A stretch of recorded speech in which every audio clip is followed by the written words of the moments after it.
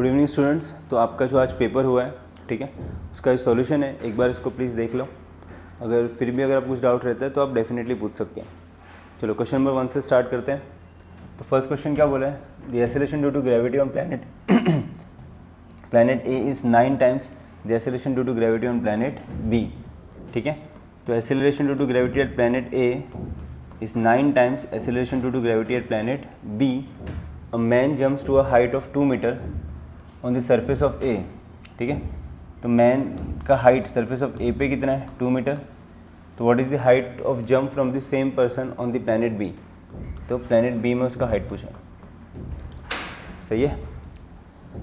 अभी यहाँ पे हमको पता है कि हाइट का जो फॉर्मूला होता है, अगर इनिशियल वेलोसिटी प्रोवाइड करेंगे तो u square upon 2g H max का फॉर्मूला, सही है। दोनों भी केस में u सेम है, तो मैं बोल सकता हूँ कि h और g ये इन्वर्सली प्रोपोर्शनल होंगे, सही है। तो height at b is inversely proportional to acceleration due to gravity at b। वैसे हाइट a पे is inversely proportional to acceleration due to gravity at a। दोनों का रेशियो चाहिए, तो height at b upon height at a is equal to, inversely proportional है तो b के सामने a आएगा और a के सामने क्या आएगा, b। तो हाइट एट b कितना हो जाएगा, ga कितना है, 9 times of G B upon G B into H A. तो 9 times into height at A कितना है उसका 2, तो वहाँ पे हाइट कितना होगा 18 मीटर्स। ठीक है, तो ऑप्शन ए करेक्ट है। क्वेश्चन 2 देख लेते हैं। A body is thrown vertically upward with velocity u, the distance travelled by it in the 5th and 6th seconds are equal, the velocity u is given by. ठीक है, एक object है, object को velocity कितनी दी है, u दी है, सही है। ऑब्जेक्ट ऊपर जा रहा है और बोला है क्वेश्चन में कि 5th और 6th सेकेंड में जो डिस्टेंस है इक्वल है। तो ऐसा कब पॉसिबल है, सपोज ये 1st सेकेंड हो गया है, 2nd, 3rd, 4th, 5th। तो 5th सेकेंड में सपोज है यहाँ पे, तो 5th से जो डिस्टेंस ट्रेवल करेगा, ठीक है, और 6th सेकेंड में जो डिस्टेंस ट्रेवल करेगा वो इक्वल है, सही है।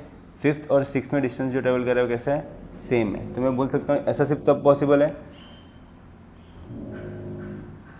जो 5th सेकेंड में ऊपर जा रहा हो और उसकी फाइनल वेलोसिटी कितनी हो जाए, 0, और यहाँ से फिर 6 सेकेंड पर नीचे आएगा।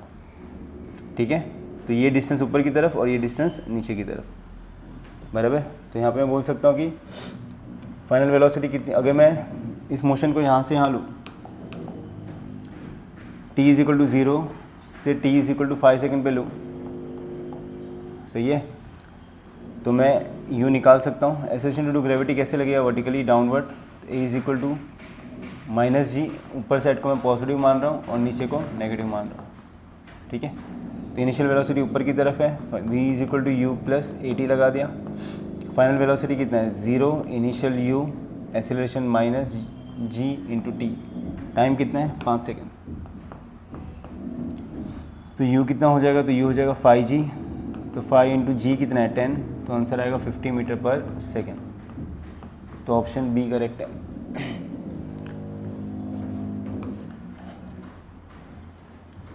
ठीक है, क्वेश्चन 3 देख लेते हैं। Body is drop from a balloon moving up with a velocity of 4 metre per second. Balloon से बॉडी को ड्रॉप किया है, बलून की हाइट जो है वो ग्राउंड से 120 मीटर है, सही है, और बलून को यहाँ से बॉडी को यहाँ से ड्रॉप किया बलून से। अब हमको पता है कि जब बलून से बॉडी ड्रॉप होगा तो बलून की स्पीड 4 मीटर पर सेकेंड है, तो जो बॉडी ड्रॉप है उसकी भी स्पीड ऊपर की तरफ कितनी होगी, 4 मीटर पर सेकेंड। तो इनिशियल वेलोसिटी ऊपर की तरफ 4 मीटर पर सेकेंड है। ऑब्जेक्ट ऊपर जाएगा, एक्सेलरेशन टू ग्रेविटी नीचे लग रहा है तो उसकी वेलोसिटी कम होगी और वो फिर ऐसे नीचे आएगा। ठीक है, और आपको बोले height of the balloon after 5 second from the height of the body after 5 second from the ground. तो बॉडी का हाइट कितना होगा आफ्टर 5 सेकेंड। ठीक है, अभी यहाँ पे ऊपर वाले डायरेक्शन को मैं पॉजिटिव मान रहा हूँ और नीचे वाले डायरेक्शन को मैं नेगेटिव मान रहा हूँ। ठीक है, मुझे डिस्प्लेसमेंट चाहिए कितना टाइम बाद, 5 सेकेंड बाद। तो 5 सेकेंड बाद डिस्प्लेसमेंट मतलब ये मुझे मैं फाइंड कर रहा हूँ। मुझे हाइट चाहिए कहाँ से, ग्राउंड से, तो ये मैं निकाल लूँगा बाद में, हाइट, बॉडी का हाइट फ्रॉम ग्राउंड। ठीक है, तो मैं बोल सकता हूँ S is equal to U T plus half A T square. Initial velocity कितनी है, ऊपर की तरफ है तो +4, कितने टाइम तक, 5 सेकेंड, तो +5 plus half acceleration due to gravity नीचे की तरफ है, क्या आएगा -10, टी कितना टाइम तक, 5 का स्क्वायर, तो 4 5 ज़ा 20, तो -5, 5 का स्क्वायर 25, तो ये हो जाएगा 5 × 25, तो ये हो जाएगा 20 माइनस 25, 5 to 125, ठीक है। तो ये हो जाएगा 125 माइनस 20 कितना हो गया 5, तो ये हो जाएगा 105 माइनस, ठीक है। तो नेगेटिव सेंस सिर्फ ये बता रहा है कि डिस्प्लेसमेंट नीचे की तरफ हुआ है, तो इनिशियली यहाँ पे था, फाइनली यहाँ पे पहुँचा आफ्टर 5 सेकेंड, तो डिस्प्लेसमेंट नीचे की तरफ हुआ है इसलिए माइनस आया, ठीक है। मुझे हाइट चाहिए ग्राउंड से, तो 120 जिसमें से ये 105 हो गया, तो ये मिल गया आपको हाइट। तो मैं बोल सकता हूँ जो हाइट होगी ग्राउंड से वो होगी 120 माइनस 105, तो इसका आंसर कितना आएगा फिर 15 मीटर। तो ऑप्शन सी करेक्ट है, ठीक है। क्वेश्चन नंबर 4 में क्या बोला है, position time relation of a particle moving along the x axis is given by, तो पोजीशन वर्सेस टाइम का रिलेशन दिया x is equal to a minus b t plus c t square, where a b c are positive numbers, the velocity time graph of the particle, velocity time graph पूछा है। तो इसको differentiate करेंगे हम लोग, v is equal to d x by D T, derivative constant 0, D T by D T का answer आएगा 1, तो माइनस बी बचा है, प्लस कॉन्स्टेंट लात मार के बाहर डेरिवेटिव टी स्क्वायर कितना हो गया 2t। तो यहाँ पे जो वेलोसिटी का इक्वेशन आया, तो v इज इक्वल टू क्या आया 2ct माइनस बी, इसको इक्वेट कर दो, वेलोसिटी y एक्सिस में है, सही है, और टाइम किधर है x एक्सिस में, तो इसको इक्वेट कर दो y is equal to m x plus c से, बराबर ना। x एक्सिस का काम टाइम कर रहा है और y एक्सिस का काम वेलोसिटी कर रहा है, तो ये इक्वेशन ऑफ स्ट्रेट लाइन बन रहा है। प्लस यहाँ पे जो c है y इंटरसेप्ट है, और y इंटरसेप्ट की वैल्यू क्या है -b, तो y इंटरसेप्ट नेगेटिव है। तो अगर आप यहाँ पे देखो तो यहाँ पे y इंटरसेप्ट 0, यहाँ पे y इंटरसेप्ट पॉजिटिव, यहाँ पे y intercept positive but slope 0 है इसका, ठीक है। बट हमारे इक्वेशन का स्लोप t के पहले 2c वो 0 नहीं है, तो y इंटरसेप्ट नेगेटिव जो है ऑप्शन सी में है बस, तो ऑप्शन सी करेक्ट है।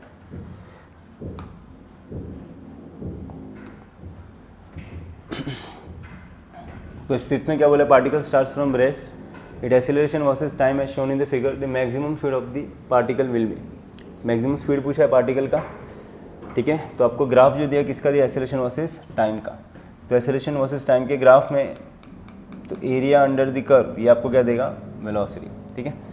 मैं बोल सकता हूँ कि इसका एरिया कितना है, तो हाफ इंटू बेस, ट्राइंगल है तो half into base into height, तो ये हो गया 55 मीटर। तो इसका आंसर क्या है 55 मीटर, ऑप्शन बी करेक्ट है। क्वेश्चन 6 देख लेते हैं, इसमें क्या बोला, the velocity of a particle moving in a positive direction of x axis varies as, तो वेलोसिटी इज इक्वल टू क्या बोला, alpha under root of x, where alpha is a positive constant, ठीक है। If at t is equal to 0, x is equal to 0, the velocity and acceleration a function of time t will be, तो आपको velocity निकालना है और acceleration निकालना है, तो पहला वेलोसिटी और फिर एक्सेलरेशन। अब फिलहाल पहले एक्सेलरेशन निकाल लेते हैं, ठीक है। अगर आप देखोगे तो velocity is a function of x है, तो एक्सेलरेशन का फॉर्मूला क्या हो जाएगा, v dv by dx is equal to v की वैल्यू कितनी, alpha under root of x d by d x, ठीक है। तो ये ऐसे कुछ हो जाएगा, alpha under root of x, root x को मैं लिख सकता हूँ x raise to half, derivative of x raise to n क्या होता है, n x raise to n minus 1, तो multiply by half x raise to half minus 1 क्या हो जाएगा, माइनस हाफ, तो ये माइनस हाफ रूट x है तो x का पावर हाफ हो जाएगा, तो x raise to half into x raise to minus half, तो ये कैंसिल हो जाएगा, बराबर। तो ये हो जाएगा अल्फ़ा बाई 2, तो एक्सेलरेशन कितना मिला हमको, अल्फ़ा बाई 2, तो एक्सेलरेशन अल्फ़ा बाई 2। अच्छा, यहाँ पे वेलोसिटी का जो इक्वेशन है अल्फ़ा रूट एक्स है, तो यहाँ पे मैंने v के बदले सिर्फ रूट एक्स लिखा, तो यहाँ पे भी क्या आना चाहिए था, अल्फ़ा, अल्फ़ा कांस्टेंट लात मार के बाहर, तो अल्फ़ा इंटू अल्फ़ा क्या हो जाएगा, अल्फ़ा स्क्वायर, तो ये अल्फ़ा स्क्वायर बाई 2 आएगा, ठीक है। तो अल्फ़ा स्क्वायर बाई 2 कौन सा ऑप्शन में, ऑप्शन सी में है, बाकी किसी में नहीं, तो ऑप्शन सी करेक्ट होना चाहिए, ठीक है। फिर भी वेलोसिटी भी निकाल लेते हैं। तो हमको पता है acceleration is in terms of time निकालना है, तो dv/dt, मुझे वेलोसिटी चाहिए तो dv is equal to a dt कर लिया, इंटीग्रेटिंग ऑन बोथ साइड कर लेते हैं, तो integration of dv is equal to integration of a dt, time 0 तो वेलोसिटी भी कितनी 0, टाइम t तो velocity v, integration of dv हो गया v, upper limit minus lower limit करेंगे तो यहाँ पे v आएगा, a की वैल्यू कितनी मिली हमको α²/2 और अल्फ़ा और 2 दोनों भी कांस्टेंट है, तो कांस्टेंट को बाहर भेज देते हैं, तो ये हो जाएगा इंटीग्रेशन ऑफ dt। अच्छा इंटीग्रेशन ऑफ dt क्या होगा t, तो t lower limit 0 upper limit t, तो α²t/2, तो α²t/2 वेलोसिटी और एक्सेलरेशन α²/2। ठीक है, क्वेश्चन 7 देख लेते हैं। इसमें क्या बोला है, particle is thrown vertically upward from the ground with some velocity and it strikes the ground again in times 2 second. Particle को ऊपर फेंका कुछ वेलोसिटी से, पार्टिकल ऊपर गया, फिर ऊपर से वापस किधर आया नीचे, पूरे का प्रोजेक्ट टाइम ऑफ फ्लाइट है 2 सेकेंड्स। ठीक है, the maximum height achieve, time of flight 2 second है, तो नीचे से ऊपर जाने का टाइम कितना होगा 1 सेकेंड। जब वो ऊपर जाएगा मैक्सिमम हाइट अचीव करेगा तो फाइनल वेलोसिटी कितनी होगी 0। ठीक है, तो यहाँ से मैं इसकी इनिशियल वेलोसिटी निकाल सकता हूँ, v is equal to u plus a t, final velocity 0 u a minus 10, time कितना है 1 सेकेंड, माइनस साइड चेंज किया तो प्लस, तो u कितना आ गया 10 मीटर पर सेकेंड, तो इनिशियल वेलोसिटी है। मुझे क्या पूछा है मैक्सिमम हाइट, तो एच मैक्स का फॉर्मूला मैं यूज़ कर सकता हूँ, h max is equal to u²/2g, तो u कितना दिया है हमको 10, तो 10 का स्क्वायर 10 इंटू 10 पॉइंट 2 इंटू 10, तो आंसर कितना आएगा 5 मीटर, तो ऑप्शन डी करेक्ट है। क्वेश्चन नंबर 8 देख लेते हैं। 120 metre long train is moving in a direction with speed, तो एक ट्रेन है, ट्रेन का लेंथ कितना है 120 मीटर, कितनी स्पीड से जा रहा है 20 मीटर पर सेकेंड। अ ट्रेन भी moving with 30 metre per second in the opposite direction, दूसरा ट्रेन है, इसकी स्पीड कितनी 30 मीटर पर सेकेंड और इसका लेंथ कितना है 130 मीटर। तो पूछा है opposite direction in 130 metre along crosses the first train in time, कितना टाइम लगेगा दोनों को क्रॉस होने में। ठीक है, दोनों के बीच का डिस्टेंस कितना है, तो मैं बोल सकता हूँ दोनों के बीच का डिस्टेंस है 130 प्लस 120, तो ये हो जाएगा 150 मीटर। सही है, वेलोसिटी रिलेटिव वेलोसिटी, तो डायरेक्शन अपोजिट सीधा ऐड कर दो, तो जो रिलेटिव वेलोसिटी होगी वो कितनी होगी 50 मीटर पर सेकेंड। ठीक है, टाइम पूछा है, तो स्पीड का फॉर्मूला डिस्टेंस अपॉन टाइम, सीधा मैं टाइम का फॉर्मूला लिख देता हूँ यहाँ पे, टाइम इज इक्वल टू क्या हो जाएगा डिस्टेंस अपॉन स्पीड, डिस्टेंस कितना है 150, स्पीड कितना है 50, 3 is 15,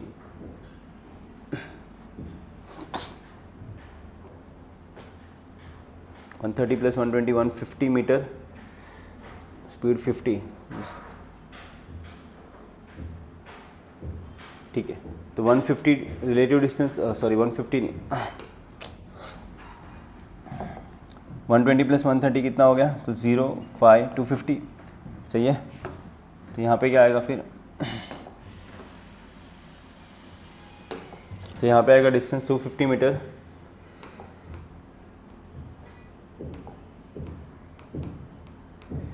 तो ये हो जाएगा 250 अपॉन रिलेटिव स्पीड कितनी 50, 5 है 25 बराबर, तो 5 सेकंड के आसपास हो जाना चाहिए, तो ऐसा कोई ऑप्शन नहीं है, तो none of this. Question number 9 देख लेते हैं। A river is flowing from east to west at a speed of 5 metre per minute, a man on south bank of river capable of swimming 10 metre per minute still water wants to swim across the river in the shortest time. ठीक है, तो shortest time के लिए हमको पता है कि अगर ये आपका रिवर बैंक है और ये स्विमर है, तो शॉर्टेस्ट टाइम के लिए जो स्विमर है वो ये ईस्ट, ये वेस्ट, ये नॉर्थ और ये क्या हो गया साउथ, तो उसका जो हेड है वो हमेशा किधर होना चाहिए, सामने की तरफ, मतलब नॉर्थ की डायरेक्शन में होना चाहिए। ठीक है, तो शॉर्टेस्ट टाइम के लिए जो सही आंसर है वो कौन सा ऑप्शन है, ऑप्शन ए करेक्ट है।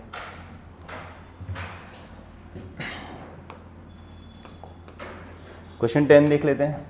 Rain is falling vertically downward with velocity 4 metre per second, तो रेन कितना है 4 मीटर पर सेकेंड नीचे की तरफ, तो -4 j cap. A man is moving horizontally with 3 metre per second, तो 3 आई कैप। तो ये हो गया आपको वेलोसिटी ऑफ मैन और ये है वेलोसिटी ऑफ रेन। तो आपको पूछा है velocity of rain with respect to man, तो velocity of rain with respect to man क्या हो जाएगा, तो velocity of rain minus velocity of man. Velocity of rain कितना दिया है, -4 - 3 सही है। तो आपको पूछा गया ऑप्शन में कि कैसा इसका मैग्नीट्यूड निकालना है और एंगल निकालना है, ठीक है।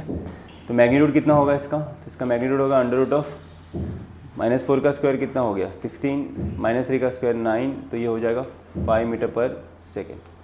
तो ये है आपका velocity of man, sorry velocity of rain with respect to man का मैग्नीट्यूड। डायरेक्शन बोला है, डायरेक्शन किसका, velocity of rain with respect to man का, तो इसका यूज़ करेंगे। तो -4 नीचे की तरफ, तो 4 नीचे की तरफ और 3 लेफ्ट साइड में, तो ऐसे कुछ होगा। ये हो गया velocity of rain with respect to man. ये एंगल हॉरिजॉन्टल से ले लेते हैं, थीटा इस लिख लेता हूँ, तो tan थीटा इज अपोजिट 4/3। तो हॉरिजॉन्टल से कितना एंगल बना रहे हैं, tan इनवर्स ऑफ 4/3, ठीक है। तो हॉरिजॉन्टल से कितना एंगल बना रहे हैं, tan इनवर्स ऑफ 4/3 और स्पीड कितनी है 5 मीटर पर सेकंड, तो ऑप्शन ए करेक्ट है। बट यहाँ पे ऑप्शन डी देखोगे तो बोथ 1 और 2 बोला है, तो 2 को भी एक बार चेक कर लेते हैं। 2 में क्या बोला है 5 मीटर पर second, angle tan inverse 3/4 with vertical, तो वर्टिकल से भी देख लेते हैं एंगल, तो वर्टिकल से ये एंगल हो गया। tan theta is opposite upon adjacent, तो यहाँ पे tan थीटा वर्टिकल, तो अपोजिट 3/4, तो वर्टिकल का एंगल क्या आएगा tan इनवर्स ऑफ 3/4, तो ऑप्शन बी भी करेक्ट है। तो ऑप्शन ए और बी दोनों करेक्ट है, तो ऑप्शन डी करेक्ट है, बोथ 1 and B। क्वेश्चन 11 देख लेते हैं। Body start from rest from the origin with an acceleration of 3 metre per second square along the x axis and 4 metre per second along the y axis. It is distance from the origin, तो origin से start किया object ने और rest से start किया, तो उसकी initial velocity कितनी हो गई 0, ठीक है। अब आपको बोला है कि उसका डिस्टेंस चाहिए ओरिजिन से, तो ओरिजिन से उसका डिस्टेंस चाहिए मुझे, तो मुझे कोऑर्डिनेट्स निकालने पड़ेंगे उसके, एक्स कोऑर्डिनेट और वाई कोऑर्डिनेट, ठीक है। तो displacement along the x axis s is equal to ut plus half at², initial velocity 0 है तो सीधा half, acceleration along x axis कितना दिया है 3, तो हाफ at², कितना टाइम 2 का स्क्वायर, तो ये हो जाएगा हाफ इंटू 3 इंटू 4, तो 6 मीटर, तो x की वैल्यू है 6, y निकाल लेते हैं, तो y is equal to s is equal to ut plus half at², वापस इनिशियल वेलोसिटी 0, तो half acceleration along y axis, displacement along y axis चाहिए तो एक्सेलरेशन भी अलॉन्ग y एक्सिस, तो 4 इंटू टाइम कितना है 2 का स्क्वायर, 4, तो कितना हो गया 2 का स्क्वायर 4, 4 2 8, ठीक है। तो इसके कोऑर्डिनेट्स क्या हो गए 6, 8, डिस्टेंस चाहिए, इनिशियली ओरिजिन पे था, तो अगर आप देखोगे तो मुझे ये लेंथ निकालना है ना, तो इसका x कोऑर्डिनेट 6, y कोऑर्डिनेट 8 है कि नहीं, तो ये 8 और ये 6, तो ये कितना आना चाहिए 10 ट्रिपलेट्स, बराबर ना, 3 4 5, तो 4 2 8, 3 2 6, 5 2 10, तो ऑप्शन डी करेक्ट होना चाहिए।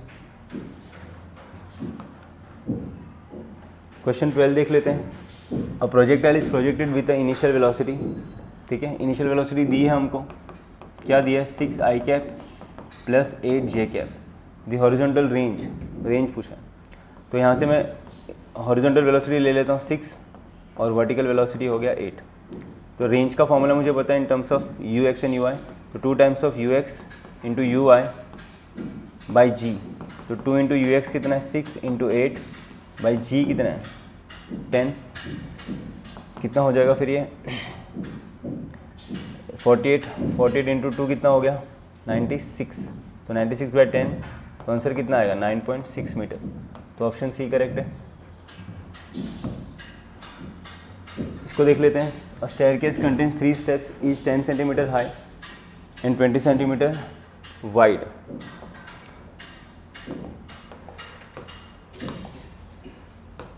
ठीक है।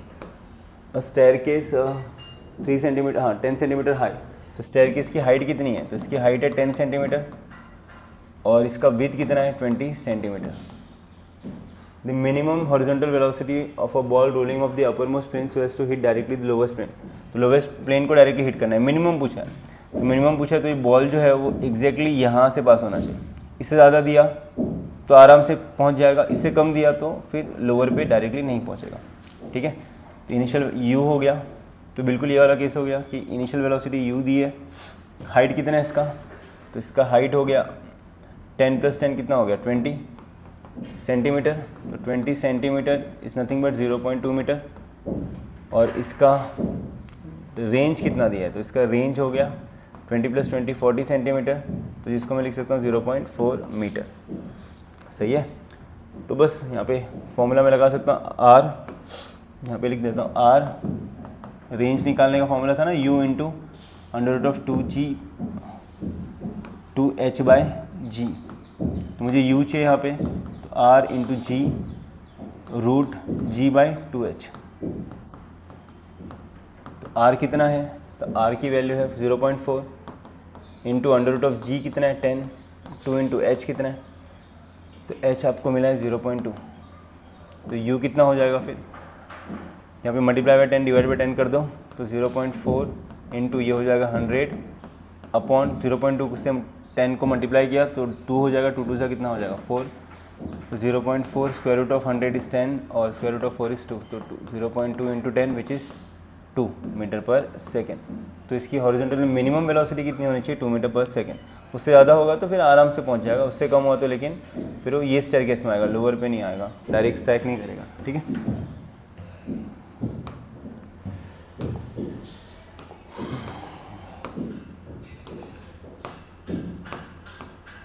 ठीक है। क्वेश्चन 14 देख लेते हैं। A particle is throne with a speed at an angle theta with horizontal. ठीक है, पार्टिकल को कितनी स्पीड से फेंका है, u से कितने एंगल पे थीटा, तो कुछ जैसे प्रोजेक्टाइल मोशन करेगा।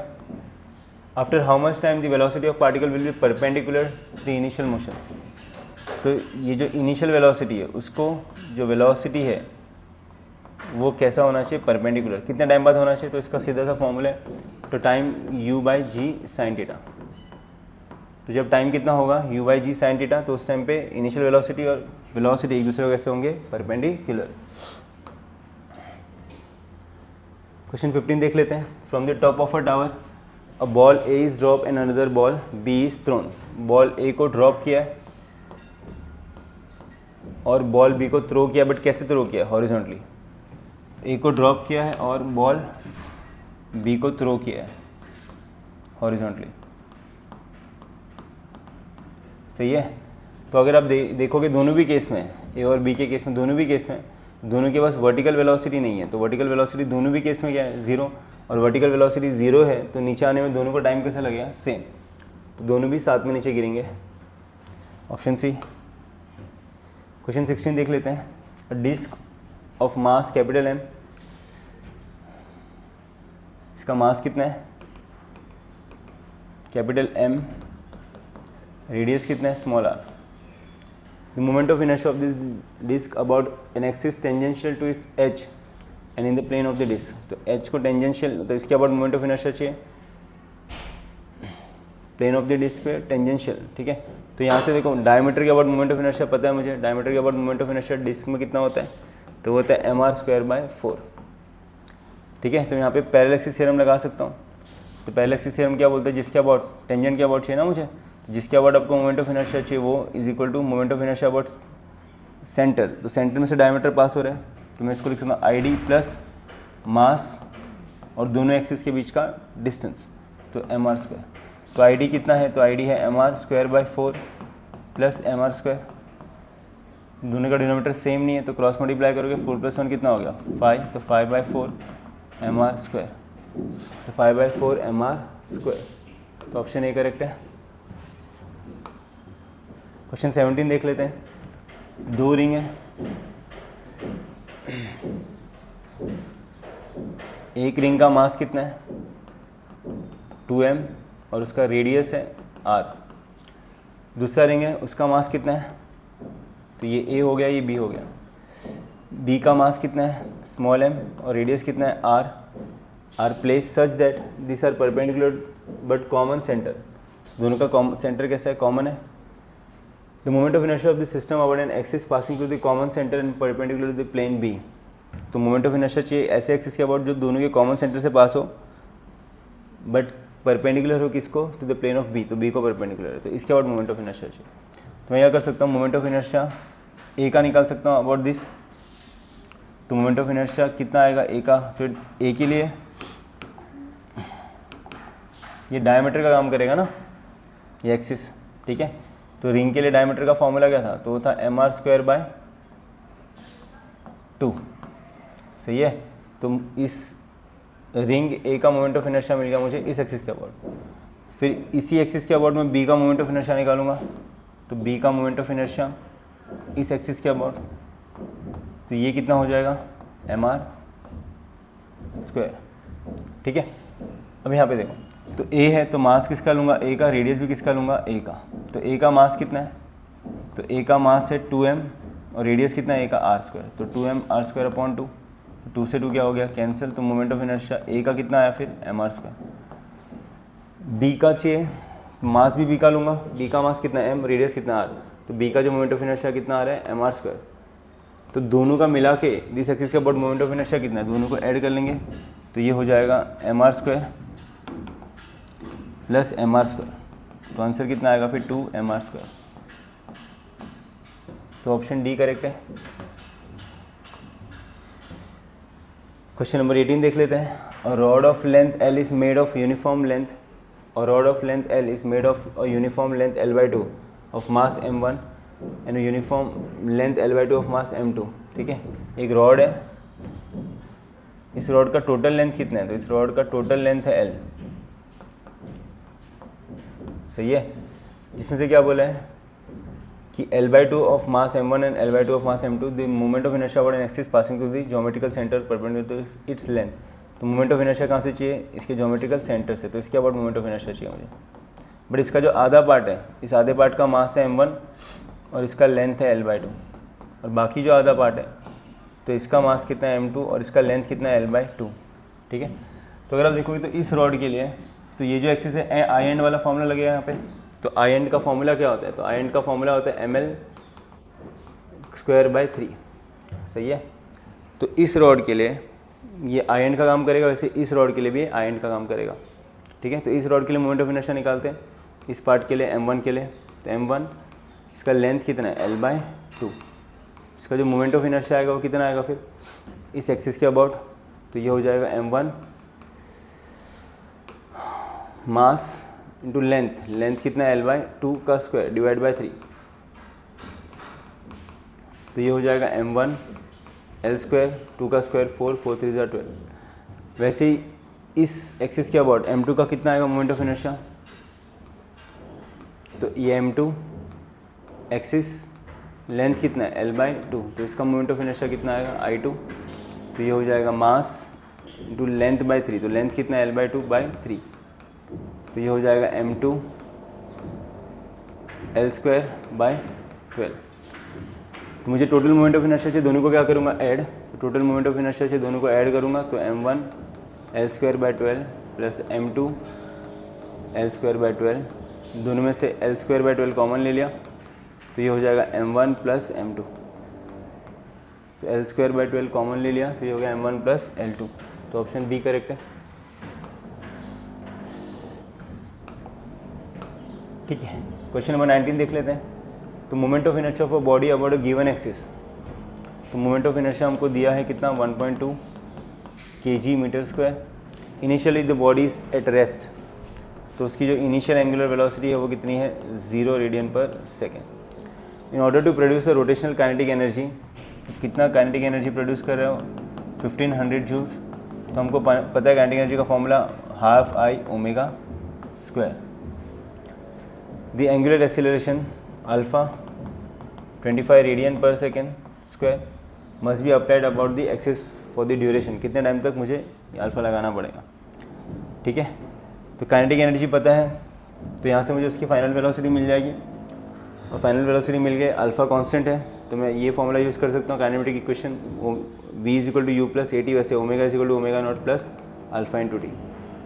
तो यहाँ से मैं ओमेगा निकालूंगा पहले, तो 1500 is equal to half I कितना दिया है, तो आई दिया है 1.2 इंटू ओमेगा स्क्वायर, तो ये हो जाएगा 0.6, तो ओमेगा स्क्वायर कितना आया 1500 upon 0.6, multiply by 10 divide by 10, तो 15,000 अपॉन 6, 6 टू ज़ा 12, 13 14 15 3 6 टू ज़ा 30, तो 0 0, तो ओमेगा कितना आएगा 25 का स्क्वायर रूट 5, 100 का स्क्वायर रूट 0, तो 50 रेडियन पर सेकेंड, तो ये ओमेगा मिल गया। ओमेगा की वैल्यू इसमें पुट करूँगा तो 50, इनिशियल एंगुलर वेलोसिटी 0, अल्फ़ा दिया है 25, टाइम पूछा तो 50/25 इज इक्वल टू टी, तो टाइम कितना है फिर 25 1 25 2 तो 2 सेकेंड्स, तो ऑप्शन बी करेक्ट है।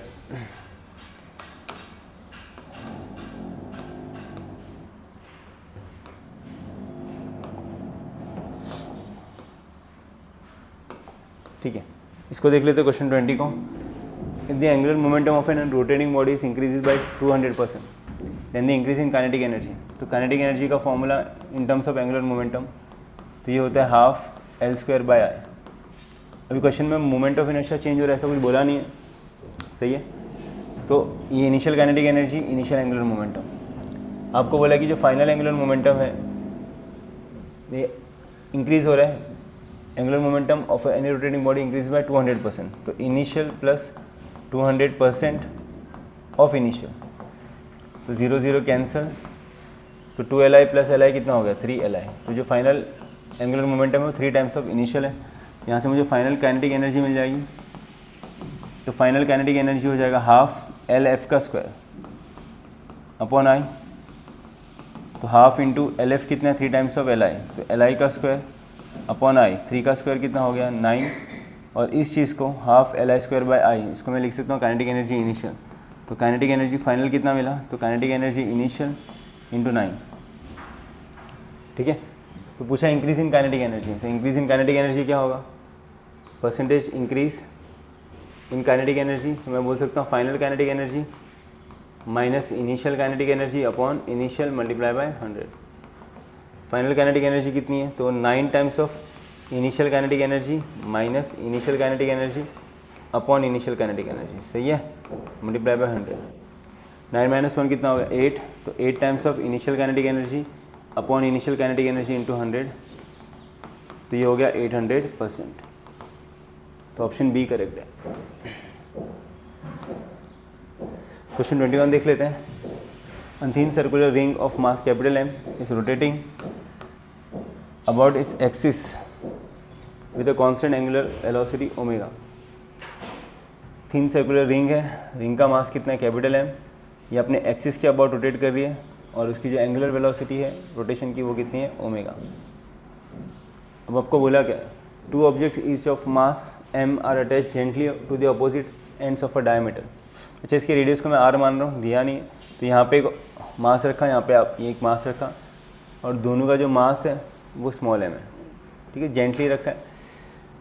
पूछा the ring now rotates with N angular velocity, तो कितनी एंगुलर वेलोसिटी से वो रोटेट करेगा, तो ओमेगा 1 तो ओमेगा था, जब ये डाला मास पुट किया तो उसकी एंगुलर वेलोसिटी कितनी होगी, ठीक है, तो ओमेगा 2 निकालना है। तो पहले रिंग एक्सिस के अबाउट घूम रहा है, तब उसकी एंगुलर वेलोसिटी कितनी है ओमेगा, मास लगा दिए उसके डायमीटर के अपोजिट, डायमीटर के लिए अपोजिट एंड पे, ठीक है। अब उसका जो एंगुलर वेलोसिटी होगा कितना होगा, तो उसको मैंने ओमेगा 2 लिख दिया। तो यहाँ पे क्या कर सकते हैं हम लोग, यहाँ पे कोई एक्सटर्नल टॉर्क नहीं लग रहा है, तो मैं बोल सकता हूँ कि यहाँ पे मोमेंटम, एंगुलर मोमेंटम कंजर्व होगा। तो पहले का एंगुलर मोमेंटम क्या हो जाएगा, तो आई ओमेगा, ठीक है। तो मोमेंट ऑफ इनर्शिया कितना है रिंग का, about axis passing through it centre, तो हम बोल सकते हो सर mr², तो I into omega is equal to बाद का एंगुलर मोमेंटम। तो बाद का एंगुलर मोमेंटम किसका लिखोगे, 2 स्मॉल मास का भी लिखोगे और रिंग का भी लिखोगे। तो रिंग का बाद का एंगुलर मोमेंटम कितना होगा, मोमेंट ऑफ इनर्शिया तो रिंग का भी उतना ही है mr², बट एंगुलर वेलोसिटी कितनी हो गई ओमेगा 2, प्लस इस मास और इस मास का मोमेंट ऑफ इनर्शिया, एक्सिस ये है, मास ये है, डिस्टेंस आर है, तो मोमेंट ऑफ इनर्शिया कितना हो जाएगा mr² बराबर, और इसकी एंगुलर वेलोसिटी कितनी है ओमेगा 2। तो जितना इसका एंगुलर मोमेंटम होगा उतना ही इसका भी होगा, तो इसको ट्वाइस कर सकता हूँ, ठीक है। अच्छा, एक चीज़ है यहाँ पे, जो रिंग का मास है वो कैपिटल M दिया है, बराबर है। तो रिंग का मास कितना है, कैपिटल एम, तो यहाँ पे क्या आना चाहिए, कैपिटल एम आना चाहिए, और यहाँ पे भी कैपिटल एम आना चाहिए। आपने रिंग का मोमेंट ऑफ इनर्शिया लिखा है ना यहाँ पे। तो अगर आप देखोगे तो आर स्क्वायर सब में कॉमन है, सही है। तो मैं बोल सकता हूँ एम ओमेगा, दोनों में से ओमेगा 2 कॉमन लिया, तो ये हो जाएगा m + 2m। तो ओमेगा 2 की वैल्यू क्या आएगी, m ओमेगा अपॉन नीचे क्या आएगा, m + 2m, सही है। तो कौन सा ऑप्शन मैच कर रहा है, m omega upon m plus capital M plus small 2 into small m, option C correct है। क्वेश्चन नंबर 22 को देख लेते हैं। Consider the situation as shown in the figure, a smooth incline plane filled in a car accelerating on a horizontal road if the sphere is set in pure rolling on the incline। ठीक है, अब बोला कि spear pure rolling motion कर रहा है incline surface पे। जरा इसको देख लेते हैं। अब सबसे पहले कार का एक्सेलरेशन आगे की तरफ ए है। अच्छा, यहाँ पे क्वेश्चन में शायद ए की वैल्यू g tan थीटा है, ठीक है। हाँ, तो ये स्पीयर है, कार का एक्सेलरेशन ए आगे की तरफ है, तो स्पीयर पे सूडो फोर्स लगेगा, तो उसके से एक्सेलरेशन पीछे की तरफ होगा, ठीक है। एक्सेलरेशन ड्यू टू ग्रेविटी का स्पीयर पे लगेगी नीचे की तरफ। ये वर्टिकल लाइन हो गया, ये नॉर्मल हो गया। हॉरिजॉन्टल और प्लेन के बीच का एंगल थीटा, तो वर्टिकल और नॉर्मल के बीच का एंगल भी थीटा, तो ये भी क्या हो जाएगा थीटा जी। तो यहाँ पे आएगा जी कॉस थीटा, और अलोंग द सरफेस आएगा जी साइन थीटा। एक्सेलरेशन का देख लेते हैं। ये इंक्लाइन प्लेन की अलोंग लाइन है, ये इंक्लाइन प्लेन को परपेंडिकुलर है, ये थीटा, तो ये 90 माइनस थीटा, तो वापस ये एंगल पे कितना होगा थीटा। तो ए का कंपोनेंट ये होगा ए कॉस थीटा, और यहाँ पे कंपोनेंट क्या होगा ए साइन थीटा। अगर आप देखोगे यहाँ पे इस इंक्लाइन प्लेन के अलोंग, ठीक है, तो इंक्लाइन प्लेन के अलोंग ऊपर की तरफ एक्सेलरेशन कितना है ए कॉस थीटा, और ए की वैल्यू आपको दी है जी tan थीटा, तो जी tan theta into cos theta. tan theta को क्या लिख सकता हूँ मैं, तो लिख सकता हूँ sign theta upon cos theta into cos theta. तो कॉस थीटा से कॉस थीटा क्या हो गया कैंसिल, तो जी साइन थीटा आ रहा है। तो ऊपर का जो एक्सेलरेशन है ए कॉस थीटा, तो इसकी वैल्यू भी कितनी है जी साइन थीटा, और इंक्लाइन प्लेन की तरफ नीचे की तरफ जो एक्सेलरेशन वो कितना है जी साइन थीटा। तो अगर आप देखोगे तो दोनों एक्सेलरेशन का मैग्नीट्यूड सेम है और डायरेक्शन अपोजिट है कि नहीं। ऊपर की तरफ भी कितना आ रहा है जी साइन थीटा, और नीचे की तरफ भी जी साइन थीटा। तो यहाँ पे नेट एक्सेलरेशन कितना हो गया 0, सही है। तो नेट एक्सेलरेशन 0। तो यहाँ पे क्या बोले, this sphere is set into pure rolling on the incline plane. तो इसका जो ऑब्जेक्ट है इस पे नेट एक्सेलरेशन कितना हो गया 0, तो ऑब्जेक्ट जो है वो ट्रांसलेशन मोशन नहीं करेगा, सही है। तो it will continue pure rolling, तो ऑप्शन ए करेक्ट है।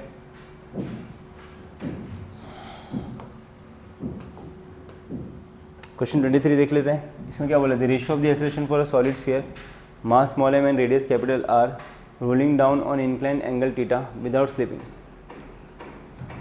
Acceleration for a solid sphere बोला है, rolling down an incline angle theta without slipping and slipping down the incline without rolling. तो पहले बोला विदाउट स्लिपिंग, रोलिंग कर रहा है बट विदाउट स्लिपिंग। तो उसमें मुझे जी का फॉर्मूला पता है, एक्सेलरेशन का फॉर्मूला पता है। तो एक्सेलरेशन का फॉर्मूला क्या होता है, रोलिंग विदाउट स्लिपिंग।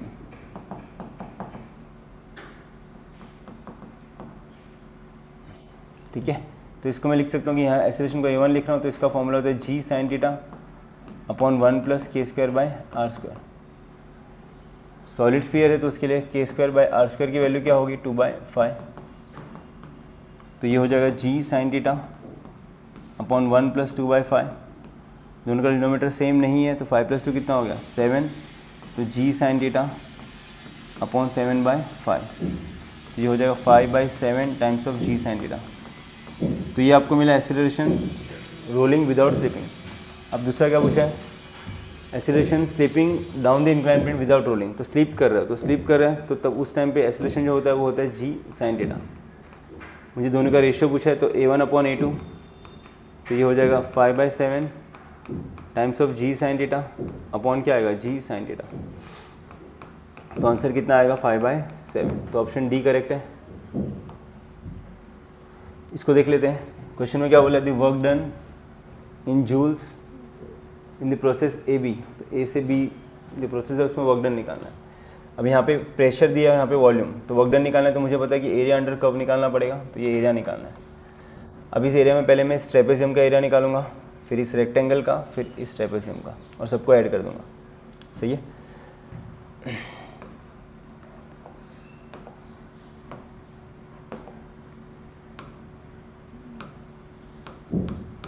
ठीक है, तो इसका एरिया कितना होगा, सिंपल है, तो मुझे एरिया निकालना है, बराबर, वर्क डन। तो इसका एरिया कितना हो जाएगा, हाफ, ये साइड प्लस ये साइड, तो ये साइड का लेंथ कितना है 1, इसका लेंथ कितना है 3, तो 1 + 3 इंटू दोनों के बीच का डिस्टेंस, परपेंडिकुलर डिस्टेंस, तो 3 - 1 कितना हो गया 2, प्लस इसका एरिया रेक्टेंगल का लेंथ 3 इंटू ब्रेथ कितना हो गया 5 - 3 2, प्लस इसका एरिया, तो इसका एरिया क्या हो जाएगा हाफ, इसका लेंथ कितना है 3, प्लस इसका लेंथ कितना है 1 इंटू दोनों के बीच का परपेंडिकुलर डिस्टेंस 6 - 5 कितना हो गया 1, तो 2 से 2 क्या हो गया कैंसिल, तो ये हो गया 4, 3 + 1 4, प्लस 3 × 2 = 6, प्लस 3 + 1 कितना हो गया 4, तो ये 4, 2 × 2 = 4, तो 2 × 1 कितना हो गया 2, तो 6 + 6 कितना हो गया 12, और बाकी इसका पावर कितना है 10⁵, तो 12 × 10⁵, तो कौन सा ऑप्शन सही है, ऑप्शन डी करेक्ट है। ठीक है, इसमें क्या बोला क्वेश्चन 25 में, if Q, E and W are denotes respectively the heat added, तो Q जो है हीट एडेड है, चेंज इन इंटरनल एनर्जी को E लिखा है और वर्क डन को W लिखा है। बोला है इन अ क्लोज साइक्लिक प्रोसेस, अच्छा क्लोज साइक्लिक प्रोसेस में हमको पता है क्लोज साइक्लिक प्रोसेस में चेंज इन इंटरनल एनर्जी कितनी होती है 0, तो ऑप्शन ए करेक्ट है। क्वेश्चन 26 देख लेते हैं, इसमें क्या बोला है, a system is given 300 calories of heat, तो कितना हीट उसको दिया है 300 कैलोरी, इसको जूल्स में कन्वर्ट करेंगे तो 300 × 4.18 से मल्टीप्लाई करना होगा,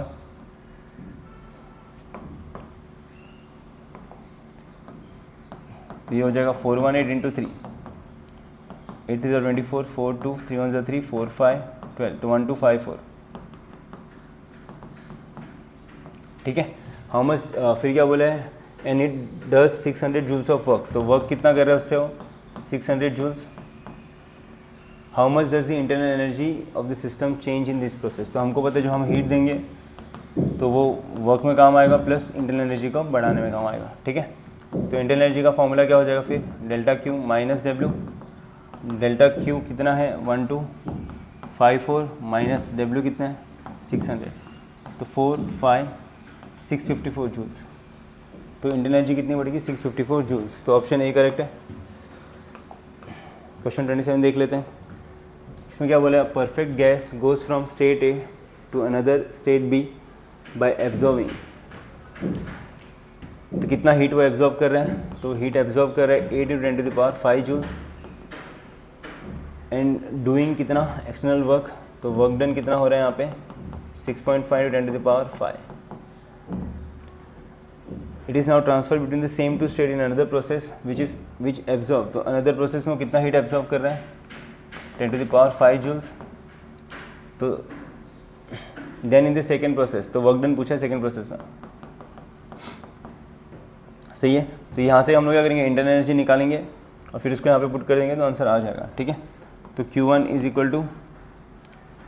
E1 + W1, तो E1 कितना हो जाएगा Q1 - W1, तो Q1 कितना है 8 × 10⁵ माइनस W1 कितना है 6.5 × 10⁵, 8 - 6.5 कितना हो गया 1.5 × 10⁵, तो इतनी इंटरनल एनर्जी उसके पास होगी।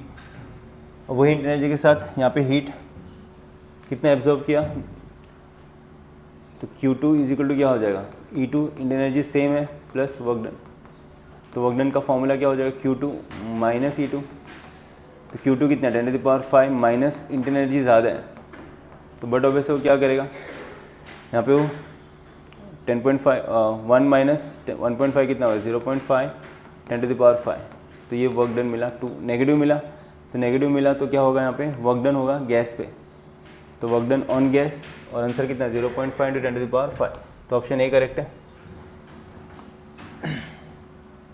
इसको देख लेते हैं क्वेश्चन 28 को, इसमें क्या बोले थे, following are the PV diagrams for cyclic process for a gas in which of this process is heat absorb by the gas. तो हीट एब्जॉर्ब पूछा है कौन से प्रोसेस में हो रहा है। तो अगर आप देखोगे तो पीवी डायग्राम में ये कैसे है, क्लॉकवाइज, तो clockwise PV diagram clockwise heat absorb करता है, और अगर वीपी डायग्राम होगा तो एंटी क्लॉकवाइज में हीट एब्जॉर्ब करता है। सही है, तो पीवी डायग्राम तो यहाँ पे हीट एब्जॉर्ब हो रहा है, वीपी डायग्राम एंटी क्लॉकवाइज है तो यहाँ पे भी हीट एब्जॉर्ब हो रहा है, पीवी डायग्राम क्लॉकवाइज है तो यहाँ पे भी हीट एब्जॉर्ब हो रहा है, वीपी डायग्राम एंटी क्लॉकवाइज होगा तो हीट एब्जॉर्ब करेगा, बट ये क्लॉकवाइज है तो ये हीट रिलीज कर रहा है, तो यहाँ पे हीट क्या हो रहा है, रिलीज। तो फोर्थ में हीट रिलीज हो रहा है, ठीक है। तो फर्स्ट सेकंड थर्ड में हीट एब्जॉर्ब हो रहा है और फोर्थ में हीट रिलीज हो रहा है, तो फर्स्ट सेकंड थर्ड तीनों भी सही है, तो ऑप्शन डी करेक्ट है। क्वेश्चन 29 देख लेते हैं। इसमें क्या बोला है, for an isothermal expansion of a perfect gas, isothermal मतलब चेंज इन टेम्परेचर कितना है, 0, the value of delta P by P निकालना है हमको, ठीक है। सिंपल है, P V is equal to n R T लगा सकता हूँ मैं। पार्शियल डिफरेंशिएट करेंगे तो एक बार pressure change in volume plus volume change in pressure, n constant R constant, change in temperature.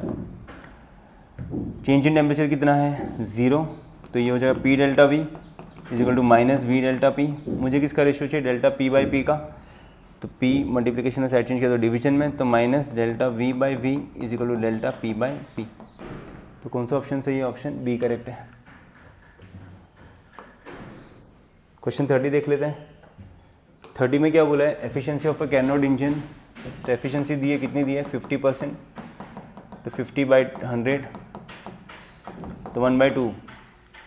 When temperature of outlet, temperature of outlet इसको T2 लिख देता हूँ 500 kelvin.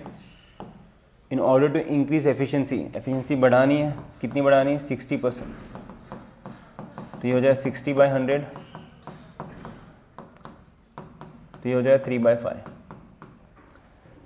Keeping the temperature of intake same, तो temperature of intake same है, तो what is the temperature of output, तो output temperature निकालना है, T2 डैश निकालना है, तो यहाँ से T1 निकालूंगा, T1 इसमें पुट करूँगा तो आंसर आ जाएगा, ठीक है। तो T1 निकालना है, यहाँ से इनटेक टेम्परेचर निकालना है, तो एफिशिएंसी का फॉर्मूला क्या है, 1 माइनस आउटपुट अपॉन इनपुट, तो एफिशिएंसी कितनी है, 1/2 is equal to 1 minus T2 upon T1, minus side change किया तो प्लस, तो ये हो जाएगा T2 अपॉन T1, तो 1 माइनस हाफ, तो 1 माइनस हाफ कितना हो गया, हाफ।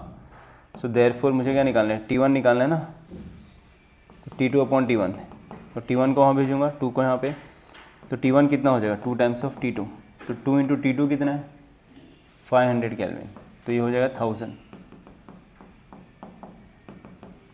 सही है, तो ये मिला इनटेक, इनटेक सेम रखना है, तो इसका एफिशिएंसी का फॉर्मूला क्या हो जाएगा, वही सेम, 1 माइनस T2 डैश दे रहा हूँ इसको नाम में, और T1 डैश, बट हमको पता है कि इनटेक T1 और T1 डैश इक्वल होगा, तो एफिशिएंसी कितनी है, 3/5 is equal to 1 minus T2 dash upon T1 कितना है, 1000, माइनस साइड चेंज किया तो क्या हो जाएगा, प्लस, तो T2 डैश अपॉन 1000, तो 1 माइनस 3/5, दोनों का डिनोमिनेटर सेम नहीं है, 5 माइनस 3 कितना होगा, 2/5, तो T2 डैश कितना हो गया फिर, 2/5 इंटू 100, तो ये 5 2 10 20 कितना आ गया फिर, ये 440, अच्छा सॉरी ये 1000 था, तो यहाँ पे और एक ज़ीरो आएगा, तो यहाँ पे एक और ज़ीरो आएगा, तो यहाँ पे और एक ज़ीरो आएगा, तो 400 केल्विन, तो ऑप्शन बी करेक्ट है। क्वेश्चन 31 देख लेते हैं, ठीक है। तो gas at a pressure P0 is contained in a vessel if the mass of all the molecules are half and their speed are double, the resulting pressure P will be equal to, ठीक है। Gas at a pressure P0 is contained, ठीक है, इन a vessel, ज़रा देख लेते हैं। Pressure P0 है, formula क्या, 1/3 mass of each molecule into number of molecules upon volume into VRMS का स्क्वायर, वेलोसिटी का, ठीक है। ये इनिशियल कंडीशन ले लेते हैं। अब आपको क्या बोला है बाद में कि आपका जो मास है वो आधा हो गया है, तो अब जो मास है वो हर मॉलिक्यूल का आधा हो गया, वॉल्यूम सेम है, जो नंबर ऑफ मॉलिक्यूल्स है वो भी सेम है, बट आपकी जो स्पीड है वो पहले जो स्पीड थी उसकी डबल हो गई है, ठीक है। तो अभी जो प्रेशर आएगा वो कितना आएगा, 1/3 अभी का मास n वॉल्यूम इंटू VRMS 2 का स्क्वायर, सही है। तो m2 कितना हो जाएगा, m/2 तो n by V m by 2 V R M S कितना है, V R M S into 2 का स्क्वायर, तो ये हो जाएगा 1/3 M N by volume into V R M S का स्क्वायर, 2 का स्क्वायर कितना हो गया 4/2, 2 2 ज़ा 4। अगर आप देखोगे तो ये आपका पहले का प्रेशर है, तो अब बी का प्रेशर कितना हो गया 2 टाइम्स ऑफ पी नॉट, तो ऑप्शन बी करेक्ट है। ठीक है, क्वेश्चन 32 देख लेते हैं। इसमें क्या बोला थी, curve between absolute temperature and V R M S का स्क्वायर। तो एब्सोल्यूट टेम्परेचर और वी आर एम एस का स्क्वायर का कर्व बोला है। ठीक है, तो मैं बोल सकता हूँ वी आर एम एस जो होता है वो होता है √3RT upon molar mass, squaring on both side किया तो वी आर एम एस का स्क्वायर बराबर is equal to 3RT by M naught. 3 constant, R constant, molar mass constant, तो वी आर एम एस जो है directly proportional, V R M S का square जो है डायरेक्टली प्रोपोर्शनल है temperature को, तो वी आर एम एस का square directly proportional to temperature, तो ऑप्शन बी करेक्ट होना चाहिए। क्वेश्चन 33 देख लेते हैं। इसमें क्या बोला, oxygen and hydrogen gases are at the same temperature, दोनों सेम टेम्परेचर पे हैं। The ratio of the average kinetic energy of an oxygen molecule and that of a hydrogen molecule, तो average kinetic energy of oxygen molecule upon average kinetic energy of hydrogen molecule.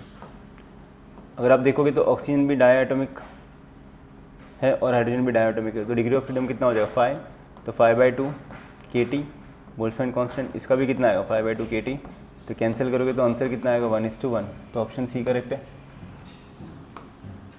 Question 34 देख लेते हैं। In a hydraulic press the small cylinder has an diameter of d1 centimetre while the large piston has a diameter d2 if force F1 is applied on a small piston and the force on large piston, तो F2 पूछे हैं। ठीक है, तो मुझे पता है यहाँ पे प्रेशर जो होता है वो कांस्टेंट होता है। ठीक है, तो हम लोग बोल सकते हैं प्रेशर पहले में कितना होगा, प्रेशर का formula force, pressure is equal to force upon area, तो पहले में force F1 area pi r², तो यहाँ पे रेडियस तो नहीं दिया, तो हमको पता है रेडियस इज डायमीटर का आधा, तो ये हो जाएगा d1/2 का the square is equal to, दूसरे में फोर्स कितना है F2, एरिया कितना हो जाएगा पाई r², तो d2/2 का द होल स्क्वायर, तो पाई से पाई क्या हो गया कैंसिल, 2 ये 2 भी क्या हो जाएगा कैंसिल, d2 ऊपर जाएगा तो F2 क्या हो जाएगा फिर d2/d1 का square, d2² upon d1² into F1, तो F2 is equal to d2²/d1² into F1, तो ऑप्शन बी करेक्ट है। नहीं सॉरी, d2²/d1² इंटू F1, तो ऑप्शन ए करेक्ट है।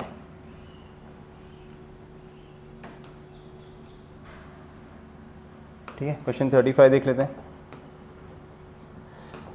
A block of aluminium of mass, तो ब्लॉक का मास दिया है 1 kg, आपको बोला है वॉल्यूम दिया है ब्लॉक का 3.6 × 10⁻⁻⁴ metre cube is suspended from a string and then completely immerse in a container of water, decrease in tension बोला है। ठीक है, तो जब ब्लॉक एयर में होगा तो ब्लॉक का मास है m, तो नीचे की तरफ फोर्स लगेगा 10 न्यूटन, ऊपर की तरफ टेंशन लगेगा, तो t की वैल्यू कितनी होगी 10 न्यूटन इनिशियली। फिर इसको पानी में सबमर्ज करेंगे, पानी में सबमर्ज करेंगे ब्लॉक को, सही है, तो वापस ब्लॉक पे टेंशन लगेगा, ब्लॉक का मास कितना है सेम ही है 1 kg, ग्रेविटेशनल फोर्स अभी भी कितना लगेगा नीचे की तरफ 10 न्यूटन, बट इस पर बॉइंट फोर्स भी लगाएगा पानी, बॉइंट फोर्स किधर लगाएगा ऊपर की तरफ, और टेंशन भी होगा, तो इस टेंशन को T2 लिख दिया। ठीक है, तो यहाँ पे मैं बोल सकता हूँ ऊपर की तरफ फोर्स क्या है T2, और ऊपर की तरफ बॉइंट फोर्स भी लग रहा है, तो T2 + FB is equal to 10, T2 निकालना है तो ये हो जाए 10 माइनस बॉइंट फोर्स कितना लगेगा, तो बॉइंट फोर्स का फॉर्मूला होता है density of liquid displace into volume into g, तो 10 माइनस डेंसिटी ऑफ वाटर कितना ले सकता हूँ 10⁻³ kg/m³ इंटू वॉल्यूम कितना है, तो 3.6 × 10⁻⁻⁴ इंटू जी कितना है 10, तो 10 1 + 3 कितना हो गया 4, ये पूरा कैंसिल हो जाएगा, तो ये हो जाएगा 10 माइनस 3.6 विच इज़ 6.4 न्यूटन।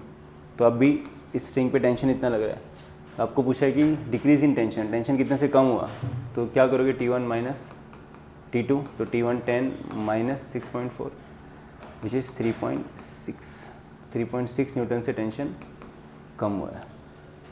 सही है, मतलब जितना बॉइंट फोर्स लगाया तो उस बॉइंट फोर्स ने टेंशन को क्या कर दिया, कम कर दिया। ठीक है, तो आंसर क्या आना चाहिए 3.6 न्यूटन। क्वेश्चन 36 देख लेते हैं। इसमें क्या बोला है, 20 Newton metal block is suspended by a spring balance. A beaker containing some water is placed on a weighing machine which needs 40 newton. Which reads 40 newton.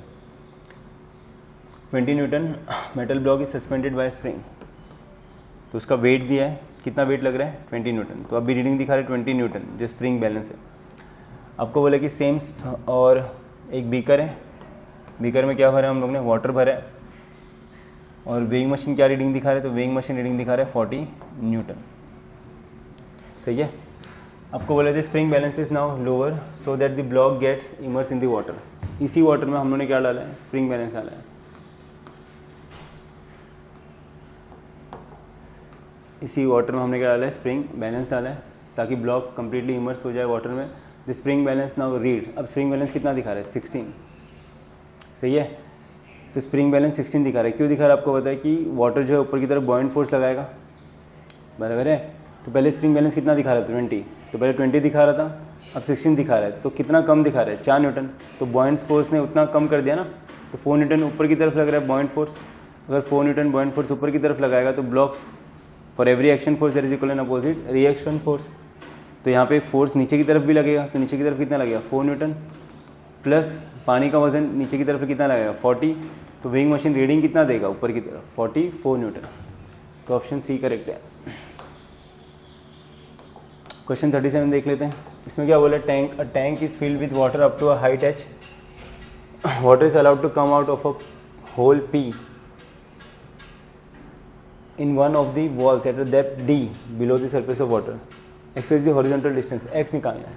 तो हमको पता है कि यहाँ पे जो पानी की वेलोसिटी होगी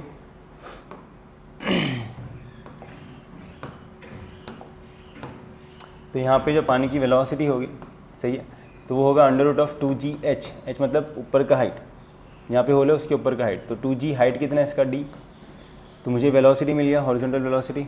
ठीक है, कितना टाइम लगेगा इसको नीचे गिरने में, तो टाइम का फॉर्मूला मुझे पता है under root of 2h। h क्या होता है, ग्राउंड से होल का हाइट, तो होल का हाइट ये पूरा हाइट h है, ये d है, तो ये हाइट कितना होगा h माइनस d, तो ये हो जाएगा 2h minus d by g। तो range speed into time, speed कितना है अंडर रूट ऑफ 2gd, और टाइम कितना लगा under root of 2h minus d by g।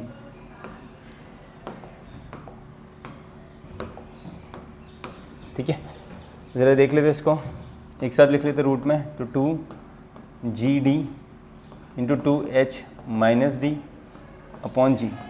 तो g से g क्या हो गया, कैंसिल, 2 से कितना हो गया 4, 4 का स्क्वायर रूट क्या हो गया 2, तो 2 under root of d into H minus D. तो कौन सा ऑप्शन सही है, सी।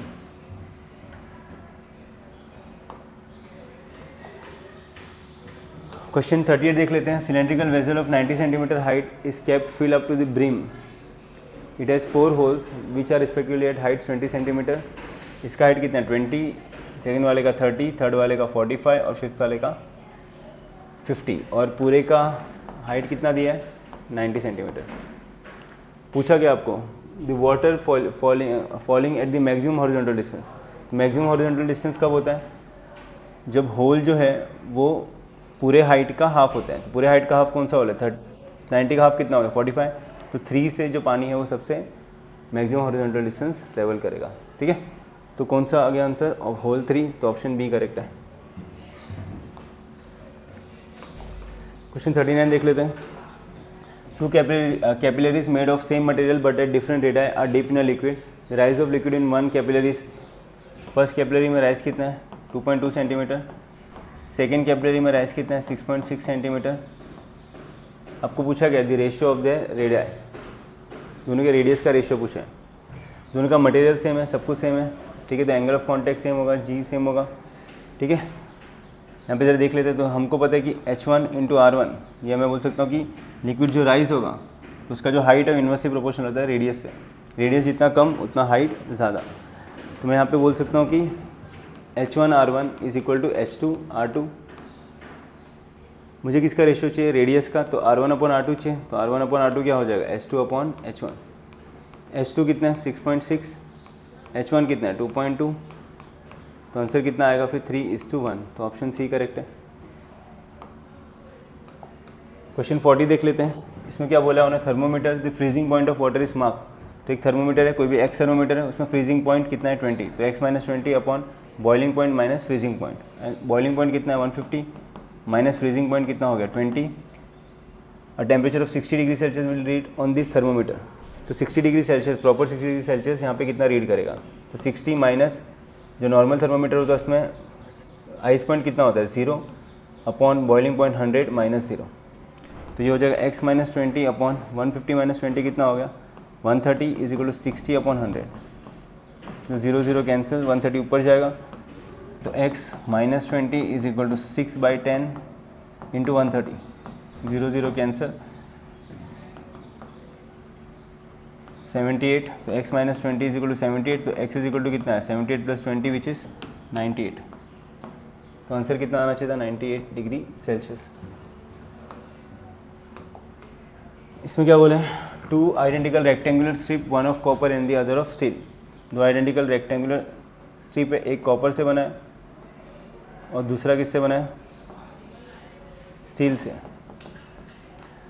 Are riveted together to form a bimetallic strip, और अल्फ़ा कॉपर का ज़्यादा है, सही है, ऑन हीटिंग दिस स्ट्रिप।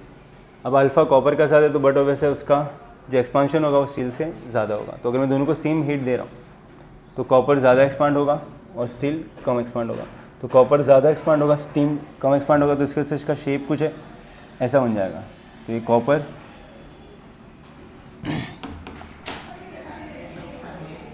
कुछ ज़्यादा एक्सपांड होगा ऐसे, ठीक है, और स्टील जो है वो सिर्फ मतलब एज़ कम्पेयर टू कॉपर थोड़ा कम एक्सपांड होगा। ये स्टील और ये क्या हो गया कॉपर। तो पूछा गया क्वेश्चन में, रिमेन स्ट्रेट नहीं रहेगा, bend with copper on the convex, तो ये आपका कॉन्वेक्स साइड हो गया, तो कॉपर कौन से साइड में आपके, कॉन्वेक्स साइड में, ठीक है। तो मेरे को लगता है बी ऑप्शन करेक्ट है। Bend with steel on convex नहीं, गेट ट्विस्टेड नहीं, तो ऑप्शन बी करेक्ट है। क्वेश्चन 42 देख लेते हैं। 80 gram of water at 30 degree Celsius are poured on a large block of ice at 0 degree Celsius, the mass of ice that melt, ठीक है। तो यहाँ पे मास ऑफ वाटर कितना है, तो मास ऑफ वाटर है 80 ग्राम, टेम्परेचर कितना है, मास ऑफ वाटर इसको 1 लिख रहा हूँ मैं, टेम्परेचर कितना है 30 डिग्री सेल्सियस, और आइस का मास इसको m2 लिख रहा हूँ, ढूंढना है कितना मेल्ट होगा, और टेम्परेचर कितना है इसका 0 डिग्री सेल्सियस, ठीक है। अभी यहाँ पे क्या होगा, जब हम लोग वाटर पोर करेंगे तो आइस जो है हीट एनर्जी लेगा, बट वो हीट एनर्जी लेने की वजह से उसका टेम्परेचर में चेंज नहीं आएगा, वो अपना स्टेट चेंज करेगा, ठीक है। वो सॉलिड से किस में कन्वर्ट होगा, लिक्विड में। तो मैं यहाँ पे बोल सकता हूँ कि वाटर ने जो हीट एनर्जी दी, तो वाटर ने कितनी हीट एनर्जी दी, ms डेल्टा टी। वो हीट एनर्जी किसने लिया, आइस ने, बट आइस ने उसको किस में कन्वर्ट क्या यूज़ किया, उससे उसने स्टेट चेंज किया। तो यहाँ पे लेटेंट आइस का आएगा फॉर फ्रीजिंग या मेल्टिंग, ठीक है। तो मास कितना है 80 gram, as specific heat capacity water की कितनी है 1 calorie per gram, change in temperature 30 minus ice का टेम्परेचर 0, आइस का मास लेटेंट आइस के लिए कितना है 80 कैलोरी पर ग्राम,